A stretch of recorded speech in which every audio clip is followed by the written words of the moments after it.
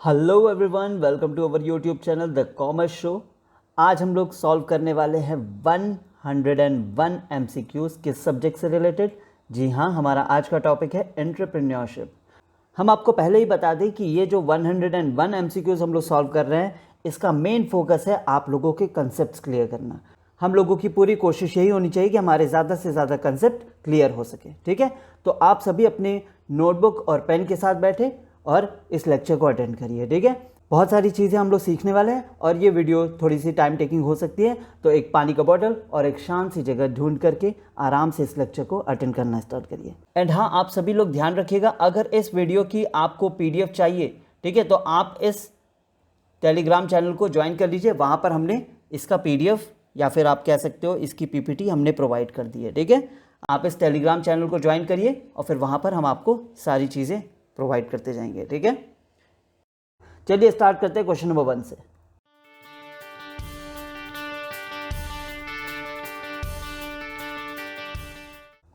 Question number 1, which of the following best defines an entrepreneur. ठीक है, उसी को डिफाइन करने के बारे में बात की जा रही है। ठीक है, तो एक जो आपका एंटरप्रेन्योर होता है, ठीक है, वो बिजनेस का एम्प्लॉय नहीं होता, वो बिजनेस का ओनर होता है। याद रखिएगा, अ person who invest in stocks, नहीं, वो इन्वेस्टर होता है। अ फाइनेंशियल ऑडिटर, नहीं, ये भी गलत है। A person who starts and runs a business taking risk, जी हाँ, ऐसा एक पर्सन जो कि बिजनेस स्टार्ट करता है और उसको रन करता है और बहुत सारा रिस्क लेता है। ठीक है, तो उसको हम लोग क्या बोलते हैं, एंटरप्रेन्योर। तो यहाँ पर 1 का हो जाएगा सी और इसका एक्सप्लेनेशन देख लेते हैं। An entrepreneur is someone who identifies an opportunity, organises resources and takes the risk to create and manage a business venture. ठीक है, ध्यान रखना होगा आपको इसका definition. Question number 2, one of the key objectives of entrepreneurship is to. क्या key objective है entrepreneurship का? तो यहाँ पर आपका एक पॉइंट है, देखिए, generate employment and create innovation. Entrepreneurship हमेशा इनोवेशन पर ध्यान देता है। ठीक है, और अगर आप इनोवेट करेंगे तो साथ ही साथ आप एम्प्लॉयमेंट भी जनरेट करते रहोगे। जैसे आपका और भी पॉइंट देख लेते हैं, गवर्नमेंट पॉलिसीज से रिलेशन कोई इसका है नहीं। एनकरेजेस पब्लिक सर्विस जॉब्स, ठीक है, पब्लिक सर्विस जॉब वाला कोई सीन नहीं होता, यहाँ पर प्राइवेट वाला सारा सीन है। प्रमोट ट्रेडिशनल फार्मिंग, फार्मिंग से भाई इसका कोई रिलेशन नहीं है, तो 2 का आपका सही आंसर हो जाएगा डी। ठीक है, इसके बारे में देख लेते हैं हम लोग। Entrepreneurship plays a vital role in generating new jobs, promoting innovation and boosting economic development. ठीक है, D. Which of the following is not considered an entrepreneurial trait? इन सभी में से कौन सा आपका, समझ लीजिए, एक एंटरप्रेन्योर का कैरेक्टर नहीं है या फिर फीचर नहीं है। ठीक है, रिस्क टेकिंग एबिलिटी, जी हाँ है। इनोवेशन भी करता है, सेल्फ कॉन्फिडेंस भी उसका बूस्ट रहता है, लेकिन इनफ्लेक्सिबिलिटी, ये चीज़ आपका उसका मतलब देखो, क्योंकि यहाँ पर नॉट लिखा है ना, तो हम लोगों को ऑड वन आउट को करना है, मतलब ऑड वन आउट ही आपका सही आंसर होगा। तो 3 का हो जाएगा आपका सी, क्योंकि जो आपका एंटरप्रेन्योर होता है वो आपका फ्लेक्सिबल इन नेचर होगा। ठीक है, वो इनफ्लेक्सिबिलिटी नहीं होगी उसमें। ठीक है, तो 3 का हो जाएगा सी। देख लेते हैं इसके बारे में। Flexibility is an important trait. Inflexibility makes it hard for entrepreneurs to adapt to change. ठीक है, ध्यान रखिएगा। Question number 4, which mindset is most associated with entrepreneurship. इन सभी में से कौन सा आपका माइंडसेट आपके एंटरप्रेन्योरशिप से रिलेटेड है, मोस्ट एसोसिएटेड है? ठीक है, तो यहाँ पर एक आपका पॉइंट है, देखिए, ग्रोथ माइंडसेट। ये जो आपके एंटरप्रेन्योर होते हैं, ये इनका हमेशा जो माइंडसेट होता है वो हमेशा लाइफ में ग्रो करने का और अचीव करने का चीज़ों को ही रहता है। ठीक है, मतलब ये चाहते हैं हमेशा लाइफ में ग्रो करते रहे। बाकी देखिए, पैसिव माइंडसेट ऐसा नहीं होता, गवर्नमेंट से कुछ रिलेशन है नहीं, फिक्स्ड माइंडसेट रहेगा तो फिर वो ग्रो कैसे करेंगे। ठीक है, तो 4 का हो जाएगा आपका डी। देख लेते हैं इसके बारे में। Entrepreneurs usually have a growth mindset, believing skills and abilities can improve through effort. ठीक है, question number 5, the term entrepreneur intrapreneur refers to. Intrapreneur क्या होता है? अब ये नया कंसेप्ट है, इसका मतलब होता है, समझ लीजिए, कोई एक ऑर्गेनाइजेशन है और उसके अंदर में अगर कोई एंटरप्रेन्योर काम कर रहा है, ठीक है, तो उसको हम लोग क्या बोलेंगे, इंट्राप्रेन्योर। मतलब एक बड़ी सी ऑर्गेनाइजेशन है जिसके अंदर कोई एंटरप्रेन्योर काम कर रहा है, तो यहाँ पर क्या हो जाएगा scene, intrapreneurs are employees who act like entrepreneur within a large company driving innovation. ठीक है, तो इसका सही आंसर हो जाएगा 5 का B. Question number 6, which of the following is a common myth about entrepreneurs? They are innovatives, ये तो इनोवेटिव तो वो होते ही हैं, रिस्क टेकर भी होते हैं, सॉल्व प्रॉब्लम भी सॉल्व करते हैं, लेकिन they are born and not made, ये गलत है। क्योंकि कोई भी अगर अपने एफर्ट्स लगाएगा, मेहनत करेगा, चीज़ों को समझेगा, ठीक है, अपनी कैपेबिलिटी को इंक्रीज करेगा, तो वो एक एंटरप्रेन्योर बिल्कुल बन सकता है। तो आपका जो 6 का ए है ये आपका गलत स्टेटमेंट है, और ऑड वन आउट से ये आपका सही आंसर हो जाएगा, ठीक है, 6 का ए। It is a myth that entrepreneurs are only born with natural skills.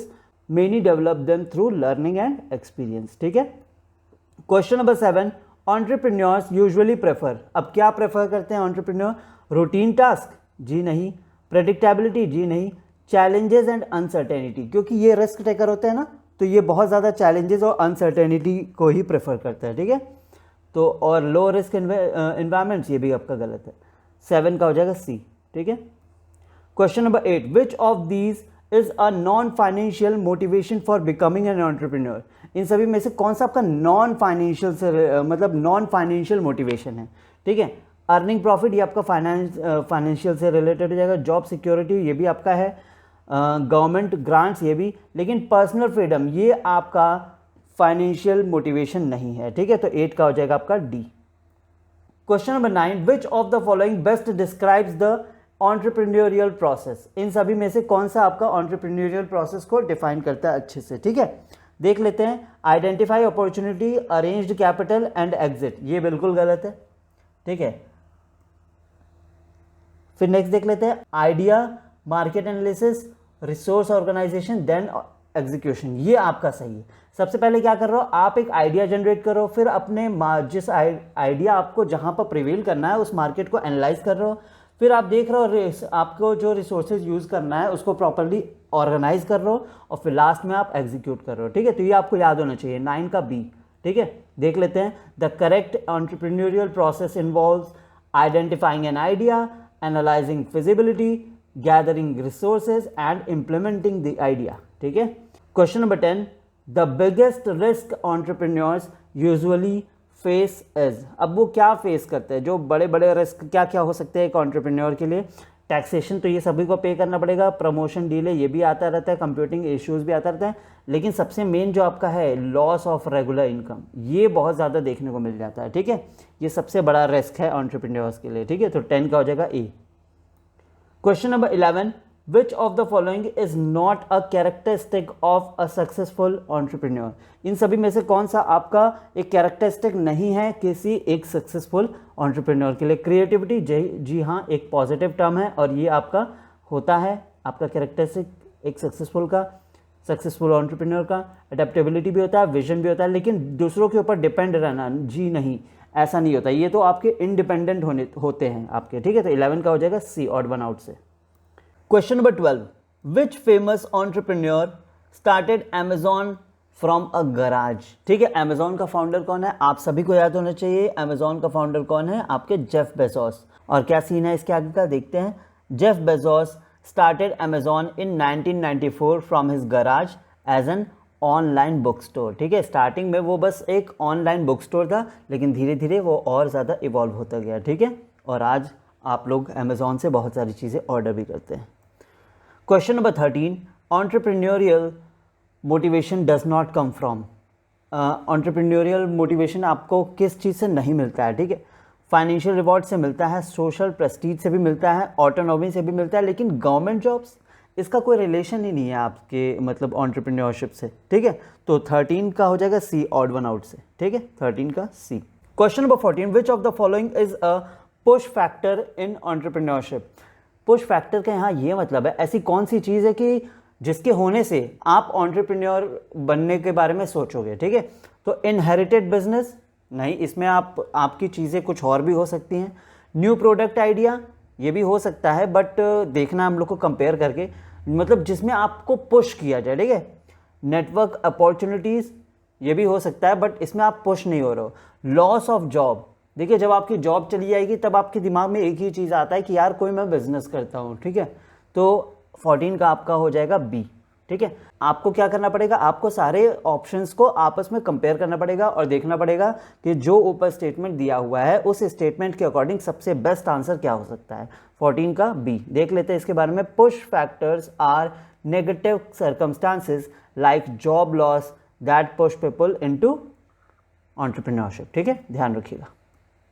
Question number 15, which of the following traits is most crucial in the early stage of entrepreneurship. कौन सा आपका ऐसा ट्रेड है जो कि बहुत ज़्यादा इंपॉर्टेंट है आपके एंटरप्रेन्योरशिप के अर्ली स्टेज में। ठीक है, डेलीगेशन मतलब अपना काम दूसरों को सौंपना, फॉर्मल ड्रेसिंग, या फिर आपका लेजीनेस, या फिर परसिस्टेंस। जी हाँ, आपका परसिस्टेंस सही आंसर हो जाएगा। ये बहुत ज़्यादा आपके लिए क्रूशियल हो जाता है एंटरप्रेन्योरशिप के अर्ली स्टेज में। ठीक है, तो 15 का हो जाएगा D. Question number 16, a person motivated to start a business for independence and creativity is driven by. ठीक है, अगर कोई ऐसा पर्सन है जो कि मोटिवेटेड है क्या करने के लिए, बिजनेस स्टार्ट करने के लिए, फॉर इंडिपेंडेंस एंड क्रिएटिविटी, तो फिर वो आपका कौन सा वाला मोटिवेशन वहां पर काम कर रहेगा। तो यहाँ पर आपका मोटिवेशन कौन सा काम कर रहा है, आपका अचीवमेंट मोटिवेशन, मतलब कुछ अचीव करने की जब इच्छा पैदा हो जाती है तो फिर आपका वहाँ पर जो आउटपुट होता है वो क्या निकलता है, आपका इंडिपेंडेंस और क्रिएटिविटी। ठीक है, ध्यान रखिएगा। तो 16 का हो जाएगा आपका C. Question number 17, which of the following does not align with entrepreneurial mindset. इन सभी में से कौन सा आपका एंटरप्रेन्योरियल माइंडसेट से अलाइन नहीं करता है। ठीक है, प्रॉब्लम सॉल्विंग जी हाँ होता है, अपॉर्चुनिटी सीकिंग ये भी होता है, इनोवेशन तो बिल्कुल होता ही है, लेकिन रिस्क एवर्जन नहीं होता। रिस्क तो टेकर होते हैं ना, रिस्क एवर्जन का मतलब यहाँ होता है रिस्क से भागना, तो वो चीज़ आपका एंटरप्रेन्योरियल माइंडसेट में ऐसा नहीं होता। ठीक है, तो 17 का हो जाएगा आपका ऑड वन आउट से ए। ठीक है, question number 18, the belief that only wealthy people become entrepreneurs is, मतलब ऐसा जो लोग सोचते हैं कि सिर्फ और सिर्फ अमीर लोग ही एंटरप्रेन्योर बन सकते हैं, क्या है, ये एक सच है, मोटिवेशन है, माइंडसेट है, या फिर मिथ है। ये एक आपका मिथ है। ठीक है, ध्यान रखिएगा, ऐसा रियल में नहीं होता। ठीक, 18 का डी, बस लोग सोचते हैं कि ऐसा होता है। Question number 19, the term serial entrepreneur refers to someone. Serial entrepreneur किसको कहते हैं, सीरियल एंटरप्रेन्योर उसको कहते हैं जो कि बहुत सारे मल्टीपल बिजनेसेस रन करता है, स्टार्ट करता है एक के बाद एक। ठीक है, ध्यान रखना पड़ेगा। A serial entrepreneur is someone who starts multiple businesses one after another. ठीक है, 19 का C. Question number 20, which is not a part of the question number 20, which is not part of the entrepreneurial process. इन सभी में से कौन सा आपका एंटरप्रेन्योरियल प्रोसेस का पार्ट नहीं है। मार्केट रिसर्च जी हाँ होता है, इनोवेशन भी होता है, रिसोर्स मोबिलाइजेशन भी होता है, लेकिन गवर्नमेंट का कोई कनेक्शन नहीं होता है इसमें। ठीक है, गवर्नमेंट से कुछ रिलेशन ही नहीं है। तो 20 का आपका एलिमिनेशन से हो जाएगा आपका ऑड वन आउट से ए। देखिए यहाँ पर ध्यान रखिएगा, आप लोग क्वेश्चन को ध्यान से पढ़िए, क्योंकि देखिए इन नॉट और बाकी के जो ओनली और इस टाइप के ऑलमोस्ट, इस टाइप के जो वर्ड्स होते हैं ना, इसकी वजह से आपका क्वेश्चन गलत हो सकता है। ठीक है, तो 20 का हो जाएगा A. Question number 21, risk taking entrepreneurship refers to. Risk taking in entrepreneurship क्या होता है। ठीक है, इसका मतलब होता है जब आप कैलकुलेटेड डिसीजन लेते हैं अंडर अनसर्टेनिटी। आपको चीज़ें नहीं पता है कि फ्यूचर में क्या होने वाला है, क्या नहीं होने वाला है। ठीक है, लेकिन फिर भी आप डिसीजन ले रहे हो। ठीक है, आप कैलकुलेट कर रहे हो कि हो सकता है आगे ये चीज़ें हो जाए, आप अपने एक्सपीरियंस के अकॉर्डिंग डिसीजन मेकिंग कर रहे हो। ठीक है, तो 21 का हो जाएगा B. Question number 22, a social entrepreneur primarily aims to. एक जो सोशल एंटरप्रेन्योर होता है उसका मेन एम क्या होता है, मतलब उसका प्राइमरी एम क्या होता है। उसका प्राइमरी एम होता है in order to solve the community problems. ठीक है, वो कम्युनिटी की प्रॉब्लम्स, अब देखो सोशल एंटरप्रेन्योर है ना, तो कम्युनिटी की, सोसाइटी की प्रॉब्लम्स को ही मैनेज करना उसका मेन काम होगा। ठीक है, 22 का C. Question number 23, what distinguishes an entrepreneur from a manager. ठीक है, आपके जो एंटरप्रेन्योर है वो आपको आपके मैनेजर से कैसे अलग बनाते हैं। तो आपके जो एंटरप्रेन्योर होते हैं वो होते हैं आपके ओनर। ठीक है, उनके पास ओनरशिप होती है और वो रिस्क भी बियर करते हैं, लेकिन मैनेजर ना आपका ओनर होता है और ना ही वो रिस्क बियर करता है। इसलिए आपका 23 का हो जाएगा, आपका सही डिफरेंशिएशन क्या हो जाएगा, 23 का A. Question number 24, which of the following is most associated with intrapreneurship. इन सभी में से कौन सा सबसे ज़्यादा आपके इंट्राप्रेन्योरशिप में एंटरप्रेन्योरशिप से रिलेटेड है, ठीक है। तो हमने आपको बताया था एंटरप्रेन्योरशिप का मतलब क्या होता है, आप किसी कंपनी के अंदर में रह करके एंटरप्रेन्योर वाला काम कर रहे हो, ठीक है। तो यहाँ पर देखिए एक पॉइंट है आपका innovation with in an existing company, मतलब एक एग्जिस्टिंग कंपनी में रह करके आप वहाँ पर जब इनोवेशन करते हो तो वो आपका यहाँ पर मोस्ट एसोसिएटेड हो जाएगा एंटरप्रेन्योरशिप से, ठीक है, ये वाला पॉइंट। तो 24 का हो जाएगा C. Question number 25, who is known as the father of entrepreneurship, very very important question. तो यहां पर सही आंसर हो जाएगा आपका जोसेफ स्कम्पेटर, ठीक है। आपको ध्यान रखना पड़ेगा, Joseph Schumpeter is known as the father of entrepreneurship, ठीक है। 25 का D. Creativity in entrepreneurship primarily involves, जो क्रिएटिविटी होती है एंटरप्रेन्योरशिप में वो क्या चीज़ इन्वॉल्व करती है, वो इन्वॉल्व करती है आपके ओरिजिनल आइडियाज़, ठीक है, मतलब ओरिजिनल और आपके वैल्यूएबल आइडियाज़, ठीक है। एंटरप्रेन्योरशिप में जब क्रिएटिविटी की आप बात करते हैं तो वहाँ पर मेनली आपको क्या जनरेट करना होता है, आपको आइडियाज़ जनरेट करने होते हैं, ओरिजिनल और वैल्यूएबल आइडियाज़, ठीक है। 26 का C. Question number 27, which of the following is considered a bottleneck to creativity. Bottleneck to creativity का मतलब जो आपको क्रिएटिविटी से रेस्ट्रिक्ट करता हो, तो ठीक है, या जब आपकी थिंकिंग फ्लेक्सिबल नहीं है, रिजिड है, मतलब इनफ्लेक्सिबल है, मतलब आप उसको कम ज़्यादा नहीं कर सकते हो, आप वेरिएट नहीं कर सकते हो, तो फिर वो आपका रिजिड नहीं होता है, सॉरी रिजिड होता है, ठीक है। तो ये आपका क्रिएटिविटी में बॉटलनेक का काम कर सकता है, ठीक है। तो 27 का हो जाएगा बी, ठीक है। मतलब बॉटलनेक टू क्रिएटिविटी का मतलब होता है क्रिएटिविटी पर रेस्ट्रिक्शन लगाना, ठीक है। तो रेस्ट्रिक्शन कौन लगाता है, जब आपकी थिंकिंग जो है वो बहुत ज़्यादा रिजिड होगी तो फिर आप क्रिएटिविटी कर ही नहीं पाओगे, ठीक है। तो 27 का B. Question number 28, the process of converting an idea into opportunity is known as, ठीक है। जब आप किसी आइडिया को अपॉर्चुनिटी में कन्वर्ट करते हो तो इसको हम लोग क्या बोलते हैं, इसको हम लोग बोलते हैं अपॉर्चुनिटी रिकॉग्निशन, ठीक है। क्या बोलते हैं, अपॉर्चुनिटी रिकॉग्निशन, ठीक है। 28 का C. Question number 29, which of the following is not a source of business ideas. इन सभी में से कौन सा आपको बिजनेस आइडियाज का सोर्स नहीं है। कॉम्पिटिटर्स, जी हाँ होते हैं, हम लोग उनसे आइडियाज ले लेते हैं, कस्टमर से भी लेते हैं, पर्सनल एक्सपीरियंस से भी लेते हैं, लेकिन रैंडम गैसेस से अगर आप आइडियाज लेंगे तो फिर वो काम करेगा, ये इसके तो 1% भी चांसेस नहीं है, ठीक है। तो 29 का हो जाएगा A. Question number 30, which technique helps in generating a large number of ideas quickly. इन सभी पॉइंट में से आपका ऐसा कौन सा मतलब टेक्निक है जिसकी हेल्प से आप एक साथ कई सारे आइडियाज़ को जनरेट कर सकते हो, वो भी क्विकली।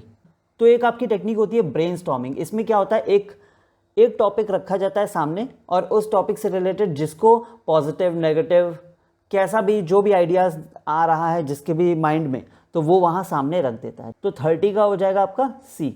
बाकी सब भी थोड़ा सा रिलेटेड है, बट आपका जो ब्रेनस्टॉर्मिंग है ये बहुत ही अच्छी टेक्निक है किसी भी प्रॉब्लम को सॉल्व करने के लिए, ठीक है, क्योंकि कई सारे आइडियाज़ आपको मिल जाते हैं और फिर उन आइडियाज़ में से सबसे बेस्ट आइडियाज़ आप इवेलुएट कर सकते हो, ठीक है। तो 30 का हो जाएगा C. Question number 31, innovation in entrepreneurship refers to. Innovation का क्या मतलब है एंटरप्रेन्योरशिप में। इनोवेशन का मतलब है जो चीज़ एग्जिस्टिंग में आपके पास है उसको और ज़्यादा इम्प्रूव करना, ठीक है।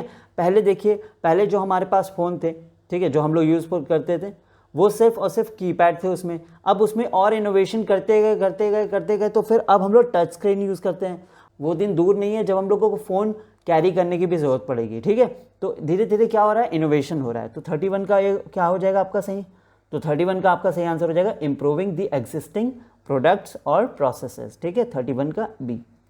Question number 32, a disruptive innovation typically. Disruptive innovation का क्या मतलब है यहाँ पर। डिसरप्टिव इनोवेशन का मतलब है replaces existing technology with something better. मतलब जो एग्जिस्टिंग टेक्नोलॉजी है उसको रिप्लेस कर देना किसी बेटर टेक्नोलॉजी से, ठीक है। तो इसको हम लोग क्या बोलते हैं, डिसरप्टिव इनोवेशन। मतलब जो एग्जिस्टिंग में है, जैसे पहले क्या था, पहले हम लोग कीपैड वाला यूज़ कर रहे थे, लेकिन इनोवेशन हुआ तो वो जो कीपैड वाले जितने भी फ़ोन्स थे वो सारे के सारे एलिमिनेट हो गए और अब सभी लोग कौन सा यूज़ करते हैं, टच स्क्रीन यूज़ करते हैं, ठीक है। तो 32 का आपका A. Question number 33, which of the following tool is least helpful in generating business ideas. इन सभी में से कौन सा आपका सबसे लीस्ट हेल्पफुल है आपके आइडियाज़ को जनरेट करने के लिए। स्वॉट एनालिसिस, जी हाँ ये हेल्प करेगा। ट्रेंड वॉचिंग, अगर आप ट्रेंड देख रहे हो तो वो भी हेल्प करेगा। फीडबैक फ्रॉम यूजर, ये तो बहुत ही ज़्यादा मतलब बेसिक सा है, ये भी हेल्प करेगा। इग्नोरिंग मार्केटिंग नीड्स, अगर आप मार्केट की नीड्स को इग्नोर करोगे तो फिर आइडियाज़ जनरेट कहाँ से होंगे, तो फिर आपको आइडियाज़ जनरेट नहीं होंगे, ठीक है। तो यहाँ पर ऑड वन आउट से आपका सही आंसर क्या हो जाएगा, 33 का डी, ठीक है। Question number 34, a startup that brings small changes to an existing idea is called, मतलब ऐसा स्टार्टअप जो कि स्मॉल चेंजेस ला रहा है किसी एग्जिस्टिंग आइडियाज में, उसको क्या बोलते हैं, उसको हम लोग बोलते हैं इंक्रीमेंटल इनोवेटर। ध्यान रखिएगा, एक बार हम दोबारा पढ़ दे रहे हैं इसको। Incremental innovator is a startup that brings small changes to an existing idea, ठीक है, ध्यान रखिएगा। 34 का B. Question number 35, which one is a tax related implication for new ventures, इन सभी में से कौन सा आपका टैक्स रिलेटेड इम्प्लीकेशन है नए वेंचर्स के लिए। तो यहाँ पर आपका कौन सा पॉइंट आपका टैक्स से रिलेटेड हो जाएगा, यहाँ पर आपका अगर आप इनकम को प्रॉपरली रिपोर्ट करोगे, ठीक है, न्यू वेंचर्स के लिए ही बात की जा रही है टैक्स रिलेटेड इम्प्लीकेशन, तो यहाँ पर आपका इनकम रिपोर्टिंग ही आपका सही आंसर होगा, ठीक है। कुछ चीज़ें हैं जो आपको डायरेक्ट क्रैम करनी होंगी, ठीक है, समझने वाली चीज़ें नहीं है उसमें, आपको डायरेक्ट उसको याद करना पड़ेगा, अच्छे से लर्न करना पड़ेगा। 35 का डी। देखिए यहाँ पर हमने मेंशन किया है, all new ventures must consider tax liability and report incomes accordingly, ठीक है। जो नए वेंचर्स हैं उनको क्या करना पड़ेगा, उनको टैक्स लायबिलिटीज़ को कंसिडर करना पड़ेगा और अपनी इनकम्स को भी रिपोर्ट करना पड़ेगा, ठीक है। Question number 36, a private limited company must pay tax under which Indian law, इन सभी में से कौन सा ऐसा इंडियन लॉ है जिसके अंडर में हर एक प्राइवेट लिमिटेड कंपनी को टैक्स पे करना है, तो वो है आपका इनकम टैक्स एक्ट 1961, ध्यान रखिएगा, income tax act 1961। Question number 37, the main purpose of IPR, IPR का मेन पर्पस क्या है, आईपीआर का मेन पर्पस है in order to protect the ideas and inventions, ठीक है। आईपीआर में मेनली 3 चीज़ें होती हैं आपके, क्या क्या होती हैं, तो वो है आपका CPT, ध्यान रखिएगा, C मतलब कॉपीराइट, P मतलब पेटेंट, T मतलब ट्रेडमार्क, ठीक है। 37 का C। यहाँ पर हमने मेंशन किया है, IPR projects original creations like inventions, designs, logos and names from unauthorised use.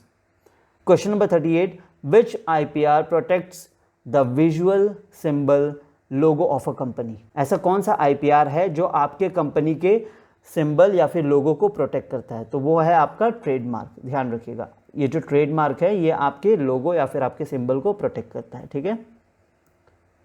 Trademarks protects brand names, logos and symbols that identify a business, ठीक है। Question number 39, copyright law is applicable to, copyright law किस पर applicable है, copyright law आपका artistic या फिर literary works पर applicable होता है, ठीक है, ध्यान रखिएगा और चीज़ें नोट करते जाइए। Question number 40, a patent protects, patent क्या प्रोटेक्ट करता है, पेटेंट प्रोटेक्ट करता है आपके न्यू इन्वेंशंस या फिर टेक्नोलॉजी के प्रोसेसेस को, ठीक है, ध्यान रखिएगा, पेटेंट किसको प्रोटेक्ट करता है, आपके न्यू इन्वेंशंस या फिर टेक्नोलॉजी के जो भी प्रोसेस होते हैं, ठीक है। तो 40 का हो जाएगा C। CPT एक एक करके हमने तीनों के बारे में आपको बता दिया है। Question number 41, which of the following can be patented, इन सभी में से किसको आप पेटेंट कर सकते हो, तो यहाँ पर आपका देखिए, तो जो आपके मशीन्स हैं जिनको आपने नया नया बनाया, मतलब नई नई इनोवेशन है, आप उसको ही पेटेंट कर सकते हो। ये law of nature, mathematical formula, musical composition, इन सब के लिए कॉपीराइट चलता है, ठीक है। लेकिन यहाँ पर ये जो आपका ए है, इसके लिए आप क्या करा सकते हो, इसके लिए आप पेटेंट करा सकते हो, तो 41 का ए हो जाएगा। Question number 42, an entrepreneur must apply for a trademark act, जो भी एंटरप्रेन्योर है उसको अपने बिजनेस के लोगो या फिर सिंबल के लिए, ट्रेडमार्क के लिए कहाँ पर अप्लाई करना चाहिए, उसको अप्लाई करना चाहिए trademark registry government of India के पास, ठीक है। तो 42 का B. Question number 43, one of the major reasons new ventures fail, क्यों फेल होते हैं नए वेंचर्स, क्या है आपका मेन रीज़न, तो यहाँ पर मेन रीज़न हो जाएगा आपके, जब उन्हें प्रॉपर मार्केट की अंडरस्टैंडिंग नहीं होती, मार्केट की अंडरस्टैंडिंग होती नहीं और निकल जाते हैं मार्केट में बिजनेस करने, तो फिर ऐसे जो न्यू वेंचर्स होते हैं वो बहुत जल्दी फेल होते हैं। तो इसका क्या मतलब है, सबसे पहले आपको मार्केट को अच्छे से स्टडी करना चाहिए, उसके बाद मार्केट में उतरना चाहिए, ठीक है। तो 43 का हो जाएगा D. Question number 44, franchising is a type of, franchising क्या है, फ्रेंचाइजिंग आपका एक नया वेंचर मॉडल है। ध्यान रखिए, फ्रेंचाइजिंग आपका क्या है, एक नया वेंचर मॉडल है। इसके बारे में देख लेते हैं। Franchising is a business model where a proven system is replicated across locations. ठीक है, जैसे मैकडोनल्ड्स का आप लोगों ने देखा होगा, या फिर बहुत सारे KFC वगैरह का देखा होगा, ये सभी आपके फ्रेंचाइजिंग के आपके एग्जाम्पल है। ठीक है, question number 45, a green field venture refers. Green field क्या होता है, जब हम लोग एक नया वेंचर ओपन करते हैं स्क्रैच से। ठीक है, मान लो हम किसी और कंट्री में गए और फिर वहाँ पर हम नया बिजनेस रन कर रहे हैं। ठीक है, मतलब हम नए से नए स्टार्ट कर रहे हैं, मतलब शुरू से शुरू कर रहे हैं, तो उसको हम लोग क्या बोलते हैं, ग्रीन फील्ड। और किसी एग्जिस्टिंग कंपनी के साथ मिल करके अगर हम कोई काम स्टार्ट कर रहे हैं तो उसको हम लोग क्या बोलेंगे, ब्राउन फील्ड। ठीक है, क्या बोलेंगे हम लोग उसको हम लोग बोलेंगे ब्राउन फील्ड। ठीक है, तो आप लोग को ध्यान रहेगा ना, अगर आप किसी और कंट्री में जा करके शुरू से शुरू करते हैं कोई भी बिजनेस तो उसको हम लोग बोलते हैं ग्रीन फील्ड, और किसी एग्जिस्टिंग बिजनेस में आप साथ में लग करके अगर काम कर रहे हो तो उसको हम लोग कहते हैं ब्राउन फील्ड। ठीक है, ध्यान रखिएगा। 45 का वैसे आपका क्या सही आंसर हो जाएगा, B. Question number 46, the first step in assessing the potential of a business idea is. ठीक है, फर्स्ट स्टेप क्या होता है आपका, फर्स्ट स्टेप होता है आपका कंडक्टिंग द मार्केट रिसर्च। देखो, सबसे पहले मार्केट रिसर्च ही आपका फर्स्ट प्रोसेस स्टेप होने वाला है। ठीक है, जब तक मार्केट रिसर्च करोगे नहीं तो आप अपने बिजनेस आइडिया के पोटेंशियल को कैसे मैनेज करोगे, मतलब कैसे पता करोगे कि आपके बिजनेस आइडिया में कितना पोटेंशियल है। ठीक है, तो 46 का हो जाएगा डी। ठीक है,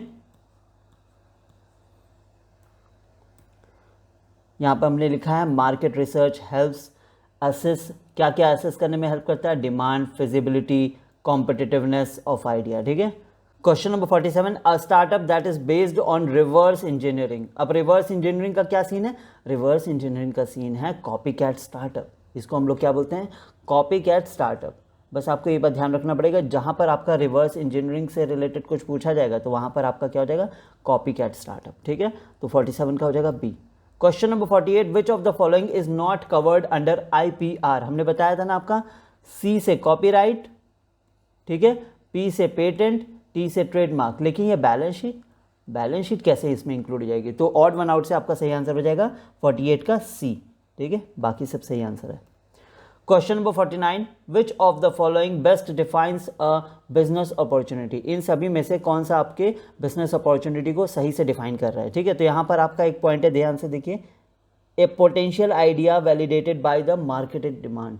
मार्केट डिमांड से जब आपको कोई आइडिया जनरेट होता है तो वो आपका एक बिजनेस अपॉर्चुनिटी की तरह काम करता है। ठीक है, तो 49 का हो जाएगा बी।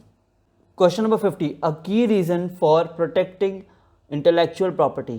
क्या रीजन है कि आप इंटेलेक्चुअल प्रॉपर्टी को प्रोटेक्ट करते हो, तो उसका क्या सही आंसर हो जाएगा, in order to prevent the misuse of original work. मान लो आपने कुछ ओरिजिनल वर्क किया है और उसको मतलब आपने उस पर कोई भी इंटेलेक्चुअल प्रॉपर्टी राइट्स वगैरह नहीं लगवाया है, लाइसेंस नहीं लिया आपने, और आपकी प्रॉपर्टी आपने जो भी इनोवेशन किया है उस इनोवेशन पर कोई और अपना नाम लगा दे। ठीक है, कि बोले कि ये इनोवेशन मैंने किया है, तो आपकी सारी मेहनत खराब हो जाएगी। तो उसी के लिए बोला जा रहा है कि मिस यूज़ कोई ना करे, प्लस आपका जो मेहनत है, आपके जो एफर्ट्स है, उसको कोई और अपना ना बना ले। ठीक है, तो 50 का हो जाएगा C. Question number 51, a business plan is best defined as. जो बिजनेस प्लान होता है उसको आप सही से कैसे डिफाइन कर सकते हो, वो होता है आपका एक रिटन समरी होता है, किसका, प्रपोज्ड बिजनेस वेंचर का। ठीक है, बिजनेस प्लान क्या होता है, business plan is a written summary of the proposed business venture. ठीक है, ये सब चीज़ें आप लोग को याद करनी पड़ेगी। बिजनेस प्लान क्या होता है, एक आपका रिटन समरी होता है। ठीक है, किस चीज़ से रिलेटेड, किसका written summary, proposed business venture का। ठीक है, 51 का A. Question number 52, which section of the business plan outlines the customer segmentation and targeting. कौन सा ऐसा बिजनेस प्लान है जो कि आउटलाइन करता है क्या, कस्टमर के सेगमेंटेशन और कस्टमर की टारगेटिंग को। तो यहाँ पर सही आंसर आपका हो जाएगा मार्केटिंग प्लान। मार्केटिंग प्लान ही आपका आउटलाइन करता है कस्टमर के सेगमेंटेशन और टारगेटिंग को। ठीक है, ध्यान रखिएगा। 52 का हो जाएगा C. Question number 53, what is the primary purpose of a business plan. एक बिजनेस प्लान का प्राइमरी पर्पज क्या होता है, एक बिजनेस प्लान का प्राइमरी पर्पज होता है to attract the investors and guide operations. ठीक है, ध्यान रखिएगा, बिजनेस प्लान का मेन प्राइमरी पर्पज क्या होता है, to attract the investors and to guide operations. ठीक है, 53 का D. Question number 54, which of the following is not part of the marketing mix. इन सभी में से कौन आपका मार्केटिंग मिक्स का पार्ट नहीं है? तो प्रोडक्ट होता है, प्राइस भी होता है, प्लेस भी होता है, लेकिन पब्लिसिटी ना पब्लिसिटी जैसा कुछ नहीं होता। तो 54 का सी हो जाएगा आपके ऑड वन आउट से। ठीक है, क्या हो जाएगा answer? C.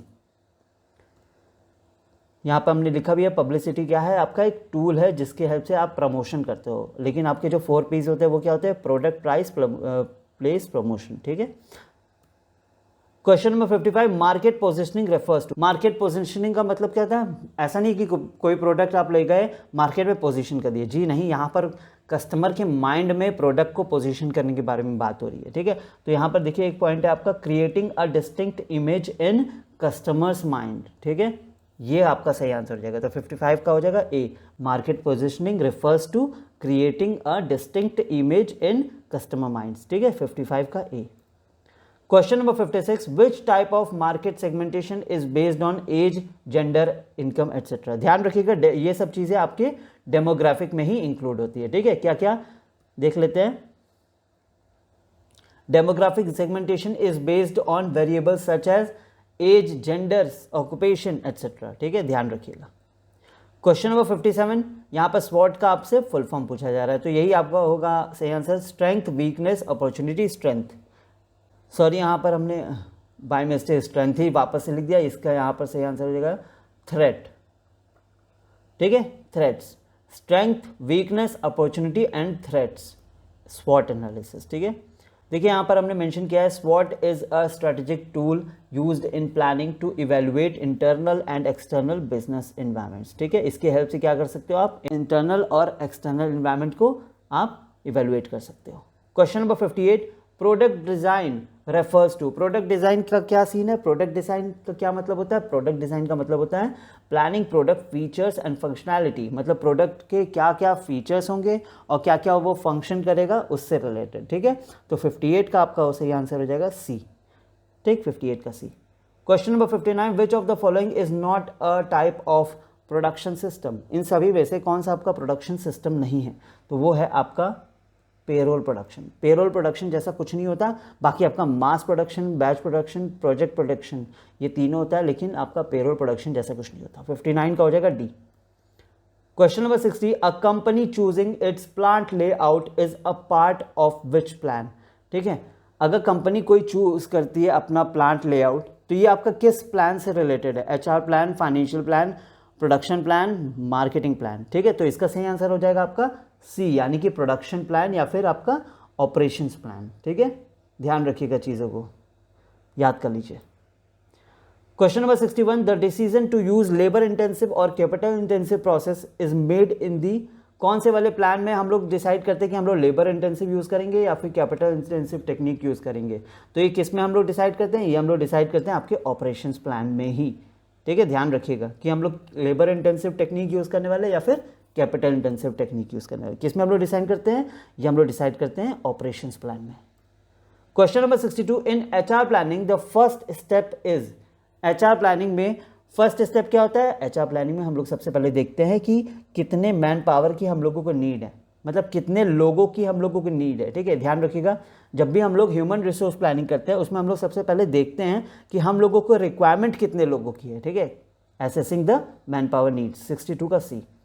Question number 63, a flat organisational structure is most suitable for. किस चीज़ के लिए सुटेबल है? एक फ्लैट ऑर्गेनाइजेशनल स्ट्रक्चर आपका ये सुटेबल है आपका स्टार्टअप्स विथ फ्यू एम्प्लॉयज़। ठीक है, मतलब जो भी एक नया समझ लो स्टार्टअप हुआ है और वहाँ पर बहुत थोड़े से एम्प्लॉय हैं, तो वहाँ पर आपका फ्लैट ऑर्गेनाइजेशनल स्ट्रक्चर सबसे बेस्ट होगा। ठीक है, तो 63 का ए।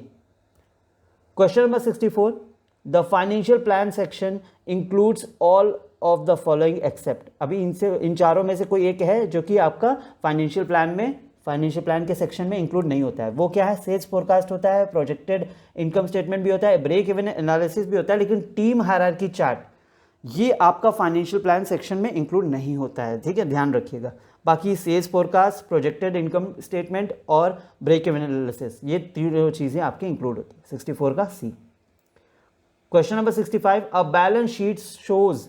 बैलेंस शीट क्या शो करता है? ठीक है, तो 65 का आपका सही आंसर क्या हो जाएगा? डी, यानी कि असेट्स, लायबिलिटीज एंड कैपिटल। ठीक है, बैलेंस शीट आपका क्या शो करता है? आपके एसेट्स को शो करता है, लायबिलिटीज को शो करता है और कैपिटल को शो करता है। ठीक है। Question number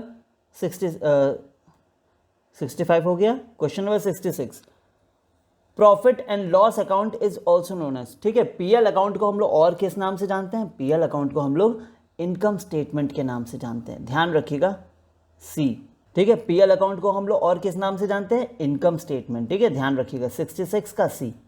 question number 67, break even point is the level where. अब ब्रेक इवन पॉइंट पर आपको क्या चीजें देखने को मिलती हैं? ब्रेक इवन पॉइंट पर आप लोग ध्यान रखिएगा, आपका जो टोटल रेवेन्यू होता है और जो आपका टोटल कॉस्ट होता है, ये दोनों आपका इक्वल होता है, ठीक है। आपके ऑप्शंस में कहाँ है ये रहा डी, ठीक है। Total revenue and total cost will be equal, ठीक है, 67 का D. Question number 68, a projected financial statement is also called. एक प्रोजेक्टेड फाइनेंशियल स्टेटमेंट को आप और किस नाम से जानते हैं? आप उसको यूज करते हैं, मतलब आप उसको बुला सकते हैं किस नाम से? प्रोफार्मा स्टेटमेंट, ध्यान रखिएगा 68 का बी, प्रोफार्मा स्टेटमेंट, ठीक है, 68 का बी।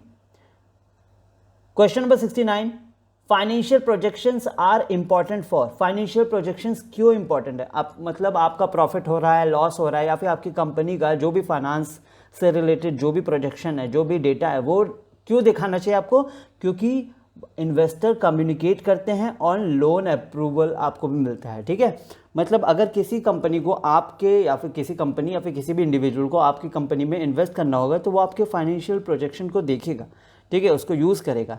या फिर जो अगर आप कहीं पर जाते हैं लोन लेने के लिए, तो लोन अप्रूवल भी आपको आपके फाइनेंशियल प्रोजेक्शन की हेल्प से मिल सकता है। तो 69 का आपका हो जाएगा सी।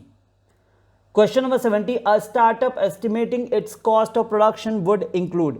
अगर कोई स्टार्टअप है, ठीक है, वो अपने कॉस्ट ऑफ प्रोडक्शन को एस्टिमेट कर रहा है, तो उसमें क्या चीज़ें उसको इंक्लूड करनी पड़ेगी? सैलरीज जी नहीं, कॉस्ट ऑफ प्रोडक्शन में इसका क्या रिलेशन? ऑफिस रेंट एक हद तक देखा जा सकता है, बट ये उतना अच्छे से इंक्लूड नहीं होगा। इंटरेस्ट ऑन लोन बिल्कुल नहीं। Raw material and labour cost, ठीक है, ये सबसे ज़्यादा आपका कॉस्ट ऑफ प्रोडक्शन में इंक्लूड होगा, ठीक है, कि आपका प्रोडक्शन के टाइम पर कितना कॉस्ट लग रहा है। अगर कोई एस्टिमेट करता है तो आपका रॉ मटेरियल और लेबर कॉस्ट इंक्लूड होगा ही होगा। तो 70 का हो जाएगा C. Question number 71, financial planning does not include. अब इन चारों पॉइंट में से आपका कौन सा फाइनेंशियल प्लानिंग में इंक्लूड नहीं हो रहा है, ठीक है। तो यहाँ पर आपका फाइनेंशियल प्लानिंग में आपका कैश फ्लो इंक्लूड जाएगा, आपका बजटिंग भी इंक्लूड जाएगा, आपका रेशियो एनालिसिस भी इंक्लूड जाएगा, लेकिन पैकेजिंग डिज़ाइन जी नहीं, ये फाइनेंशियल प्लानिंग से रिलेटेड है ही नहीं, ठीक है। तो 71 का आपका सही आंसर हो जाएगा ए। देख रहे हैं ना आपकी कई सारी चीज़ें ऑड वन आउट से, एलिमिनेशन से, या फिर आप कंपेयर करके भी आंसर निकाल सकते हैं। बस आपको क्या करना पड़ेगा? क्वेश्चन को बहुत अच्छे से पढ़ना पड़ेगा, ठीक है। Question number 72, a high debt equity ratio means.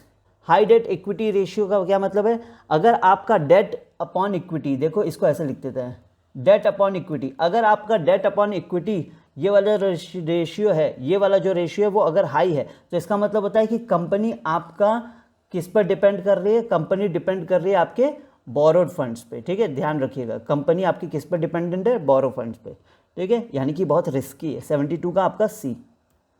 Question number 73, which of the following would be classified as a fixed cost. इन सभी में से कौन सा आपका फिक्स्ड कॉस्ट है? वेजेस ऑफ कैजुअल लेबर, ये आपका बढ़ता घटता रहता है। रॉ मटेरियल एक्सपेंसेस, ये भी बढ़ता घटता रहेगा। कमीशन ऑन सेल्स, ये जरूर बढ़ता घटता रहेगा। लेकिन आपका जो फैक्ट्री रेंट है वो आपका सेम रहेगा, ठीक है, आप काम करो या ना करो आपको रेंट तो देना ही है। 73 का D. Question number 74, which document gives month wise cash inflow and cash outflow estimates. इन सभी में से कौन सा ऐसा डॉक्यूमेंट है जो आपको मंथ वाइज कैश इनफ्लो या फिर कैश आउटफ्लो प्रोवाइड करता है, ठीक है। तो यहाँ पर एक आपका है कैश फ्लो स्टेटमेंट, ये आपको प्रोवाइड करता है मंथ वाइज कि कितना एस्टिमेट आपको बताता है कि कितना आपका कैश इनफ्लो हो रहा है और कितना कैश आउटफ्लो हो रहा है, ठीक है। तो 74 का आपका बी हो जाएगा। Question number 75, the main goal of financial plan is to. क्या मेन गोल है फाइनेंशियल प्लान का? फाइनेंशियल प्लान का मेन गोल है to ensure that the funds are used efficiently and goals are met. कि आपके जो फंड्स हैं, ठीक है, मेन गोल क्या होता है फाइनेंशियल प्लान का? यही होता है कि जो फंड्स हैं वो अच्छे से यूज हो और उससे आपके जो गोल्स हैं वो सही से मीट हो सके, ठीक है, ऐसा। Question number 76, the earliest stage of financing a startup is usually. इसको क्या कहते हैं? देखिए, जब स्टार्टिंग में जब किसी स्टार्टअप को फंडिंग प्रोवाइड की जाती है तो इसको हम लोग बोलते हैं सीड फंडिंग, क्या बोलते हैं, सीड फंडिंग, ध्यान रखिएगा, ठीक है। Seed funding is the first external capital raised often to validate the idea, ठीक है, ध्यान रखिएगा। फर्स्ट एक्सटर्नल कैपिटल रेज्ड होता है क्या, आपका सीड फंडिंग, और ये किसके लिए किया जाता है, ये आपका स्टार्टअप के लिए किया जाता है, ठीक है। Question number 77, angel investors are typically, angel investors क्या होते हैं, एंजल इन्वेस्टर्स आपके हाई नेटवर्थ इंडिविजुअल्स होते हैं जो क्या करते हैं, वो इन्वेस्ट करते हैं अर्ली स्टेज वेंचर्स में, ठीक है। अर्ली स्टेज मतलब ऐसे जो भी वेंचर्स जो आपके अर्ली स्टेज में हैं उनमें ये सब इन्वेस्ट करने का काम करते हैं, ठीक। तो 77 का आपका सही आंसर हो जाएगा सी, ठीक है, 77 का C. Question number 78, which of the following is a debt based funding source, इन सभी में से कौन सा आपका डेट बेस्ड फंडिंग सोर्स है, ठीक है। तो यहाँ पर क्या है आपका डेट बेस्ड बैंक लोन, ठीक है, डेट बेस्ड आपका क्या हो जाएगा, बैंक लोन, ठीक है, क्योंकि आप लोन ही तो ले रहे हो, डेट का मतलब क्या होता है, एक टाइप का लोन ही तो है। Question number 79, lease financing is suitable for, जब भी आप कोई प्रोडक्ट को लीज पर लेते हो इसका मतलब आप उस पर रेंट पे कर रहे हो, ठीक है, उसकी ओनरशिप आपको नहीं मिलती, तो इसका मतलब क्या होता है, lease financing is suitable for acquiring long term equipment without any ownership, ठीक है, तो 79 का B. Question number 80, venture capitalist generally prefer to invest, venture capitalist generally कहां पर इन्वेस्ट करते हैं, वो प्रेफर करते हैं इन्वेस्ट करना हाई ग्रोथ पोटेंशियल स्टार्टअप्स, ठीक है, ध्यान रखिएगा, हाई ग्रोथ पोटेंशियल स्टार्टअप्स, ठीक है, वेंचर कैपिटलिस्ट के बारे में बात हो रही है। Question number 81, which Indian body supports innovation and entrepreneurship funding, इन सभी में से ये चार जो बॉडी है इन सभी में से कौन आपका सपोर्ट करता है इनोवेशन और एंटरप्रेन्योरशिप फंडिंग के लिए, ठीक है, तो यहाँ पर इसका सही आंसर हो जाएगा क्या आपका SIDBI, small industries development bank of India. ध्यान रखिएगा, अगर यहाँ पर IDBI होता तो हम लोग उसको सेलेक्ट कर देते, लेकिन यहाँ पर सिर्फ सिडबी ही है, बाकियों के कंपैरिजन में यही आपका सबसे सही आंसर हो जाएगा, सबसे एप्रोप्रिएट, ठीक है, तो 81 का हो जाएगा आपका A. Question number 82, break even point is used to determine, break even point आपका क्यों यूज करते हैं, मतलब आप क्यों यूज करते हैं ब्रेक इवन पॉइंट को, आप यूज करते हैं इन ऑर्डर टू डिटरमाइन कौन सा ऐसा पॉइंट है जहां पर आपको ना प्रॉफिट हो रहा है ना ही लॉस हो रहा है। याद रखिएगा, ब्रेक इवन पॉइंट पे आपको क्या होता है, ना प्रॉफिट होता है ना लॉस होता है, और एक और चीज़ आप ध्यान रखिए, ब्रेक इवन पॉइंट कौन सा होता है, जहां पर टोटल रेवेन्यू और टोटल कॉस्ट आपका इक्वल होता है, total revenue equals to total cost, तो 82 का हो जाएगा C. Question number 83, which of the following reduces the break even point, इन सभी में से कौन सा ऐसा पॉइंट है जो आपके ब्रेक इवन पॉइंट को रिड्यूस करता है, ठीक है, तो यहाँ पर आपका डिक्रीज इन फिक्स कॉस्ट, अगर आपका फिक्स कॉस्ट डिक्रीज हो जाएगा तो उससे भी ब्रेक इवन पॉइंट आपका रिड्यूस होगा, और इंक्रीज इन सेल्स प्राइस, ये दोनों ही जब आपका होगा तो आपका जो ब्रेक इवन पॉइंट है वो क्या हो जाएगा, रिड्यूस होने लगेगा, ठीक है, तो आपका सही आंसर क्या हो जाएगा, डी, यानी कि बोथ बी एंड सी। ध्यान रखिएगा, ब्रेक इवन पॉइंट आपका कब रिड्यूस हो सकता है, जब आपका फिक्स कॉस्ट कम होता है और आपका सेलिंग प्राइस ज़्यादा होता है, ठीक है, फिक्स कॉस्ट आपका कम होता है और सेलिंग प्राइस आपका ज़्यादा होता है, तो फिर आपका क्या होता है, जो BEP होता है वो आपका रिड्यूस होने लगता है, ठीक है। Question number 84, which is a limitation of break even analysis, इन सभी में से कौन सा आपका लिमिटेशन है ब्रेक इवन एनालिसिस का, ठीक है, ठीक है, तो आप लोगों को ध्यान रखना पड़ेगा कि ब्रेक इवन एनालिसिस का एक आपका एजम्पशन होता है जिसके अकॉर्डिंग आपका जो प्राइस होता है और कॉस्ट होता है ये दोनों कांस्टेंट होता है, लेकिन रियलिटी में ऐसा होता नहीं है, इसलिए ये आपका लिमिटेशन है, ठीक है, 84 का A. Question number 85, current ratio CR, current ratio का फॉर्मूला क्या होता है, करंट रेशियो का फॉर्मूला होता है CA/CL, यानी कि current assets upon current liabilities, देखिए कहाँ लिखा हुआ है, ये रहा, तो 85 का हो जाएगा बी, ध्यान रखिएगा, ठीक है।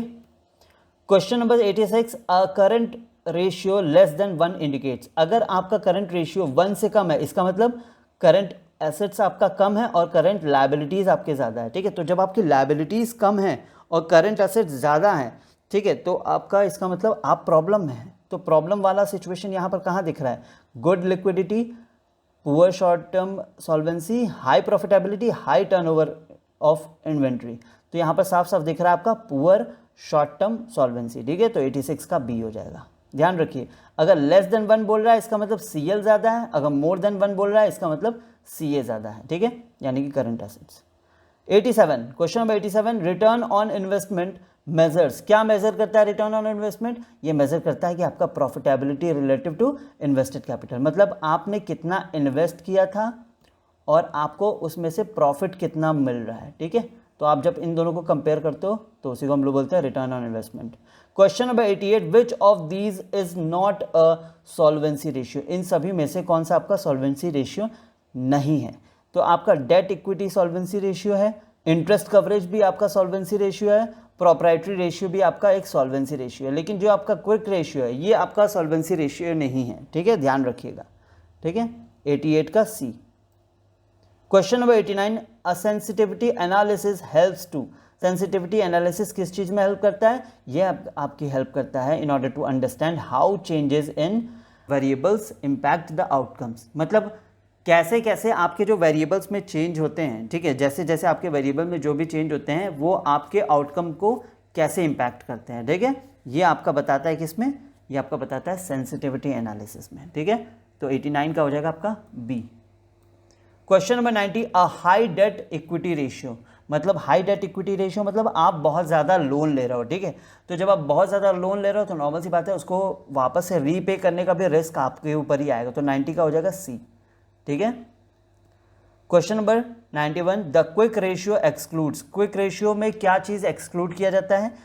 कैश इंक्लूड किया जाता है, अकाउंट रिसीवेबल्स भी आप इंक्लूड करेंगे, मार्केटेबल सिक्योरिटीज भी इंक्लूड करेंगे, लेकिन इन्वेंट्री को आप क्या करते हो? माइनस कर देते हो। ध्यान रखिएगा कि आप इन्वेंट्री को माइनस कर देते हैं, ठीक है। तो 91 का हो जाएगा आपका ए। यहाँ पर देखिए हमने फॉर्मूला मेंशन कर दिया, quick ratio equals to C A minus inventory upon में सी एल हो जाएगा, ठीक है, ये आपका फॉर्मूला हो जाएगा।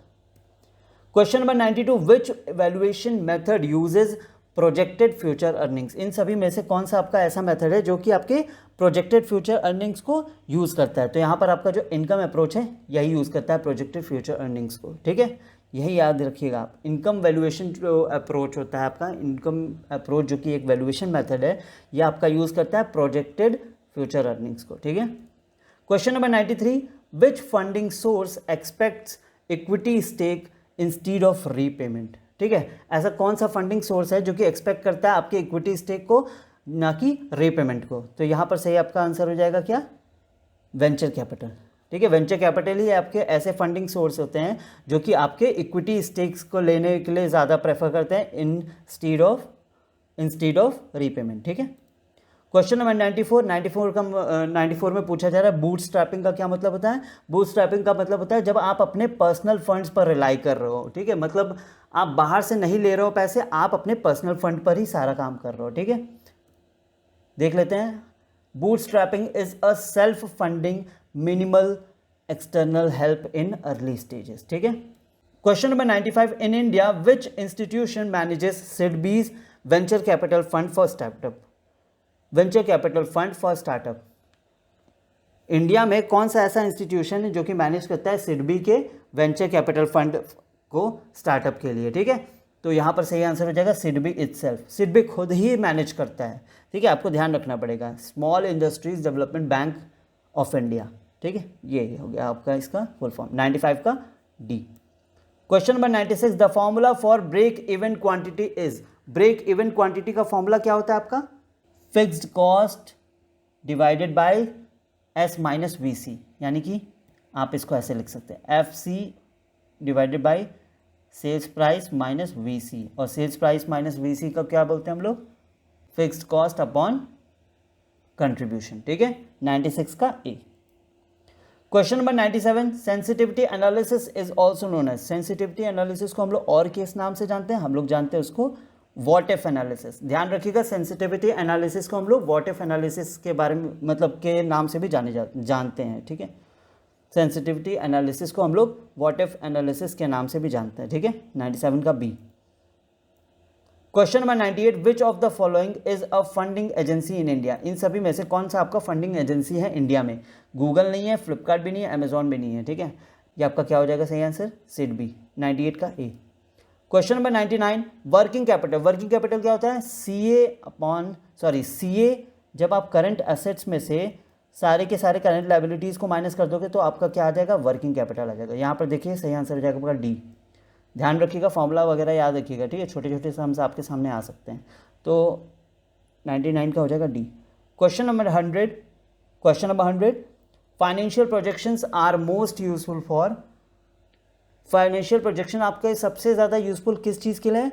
फाइनेंशियल प्रोजेक्शन के हेल्प से आप क्या कर सकते हो, आप प्लान कर सकते हो अपने बिजनेस ग्रोथ को और फंडिंग की नीड्स को, ठीक है, फाइनेंशियल प्रोजेक्शन की हेल्प से। फाइनेंशियल प्रोजेक्शन में मेनली इंक्लूड क्या रहता है, आपने अब तक क्या कमाया है, क्या आपका लॉस हुआ है, कहाँ कहाँ पर इन्वेस्टमेंट है, ये सभी चीज़ें जो भी आपका फंड्स या फिर फाइनेंस से रिलेटेड है, उन सभी चीज़ों का डेटा उसको देख करके आप अपने बिजनेस को कैसे ग्रो करोगे उससे रिलेटेड प्लानिंग कर सकते हो, या फिर आपको फंडिंग की नीड्स हैं या नहीं है तो उससे रिलेटेड भी प्लानिंग कर सकते हो, ठीक है। तो 100 का हो जाएगा आपका सी, ठीक है। और आज का लास्ट क्वेश्चन, और ये आप लोगों के लिए हो जाएगा होमवर्क, ठीक है।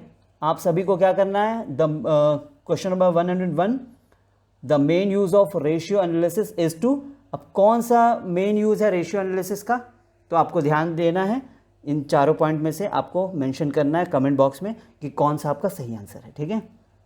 आई होप कि आप सभी ने अच्छे से सारे के सारे एमसीक्यूज़ को सॉल्व कर लिया होगा, ठीक है। मेरे साथ साथ आप लोगों ने अपने नोट्स बना लिया होगा। कमेंट करके लास्ट एमसीक्यू का आंसर ज़रूर से ज़रूर मेंशन करिएगा। वीडियो को लाइक करिए, अच्छे से सारे नोट्स प्रिपेयर कर लीजिए, खूब सारा पानी पीजिए और अपने पेरेंट्स का ध्यान रखिए। Thank you so much.